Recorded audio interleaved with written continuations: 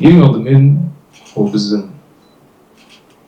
Құдайдан берілген бауырымыз, ең жақын көршіміз. Жалпы қазақ пен қырғыздың арасында бір анау айтқандай айырмашылық жоқ деп айтуға болады. Біз бәріміздің түбіміз бір.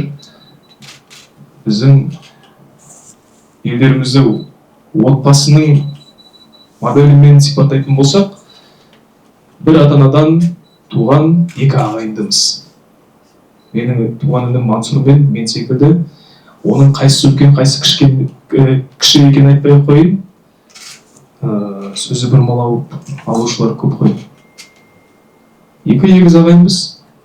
Сол себептен қазақ халқын қаншалықты жақсы көремін, қандай қасиеттері үшін жақсы көремін, сол қасиеттерді қырғыз халқынан да көріп жүргенім бар.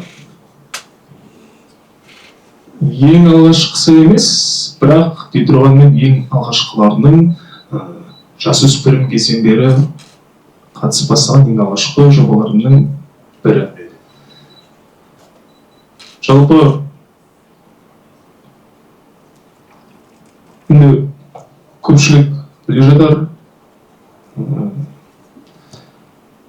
халықаралық деңгейде, әлемдік деңгейде танылып бастаған сәтім сол 2017 жылы Қытайда өткен I'm Singer жобасы, одан кейін Америкадағы The World's Best бар CBS арнасында. Бірақ осы байқауларға дейін мені шыңдаған, маған қанат бітірген, өз-өзіме сенімділігімді арттырған жобалардың санында ерекшеленіп тұрғаны ол Мейкен Азия деп ойлаймын.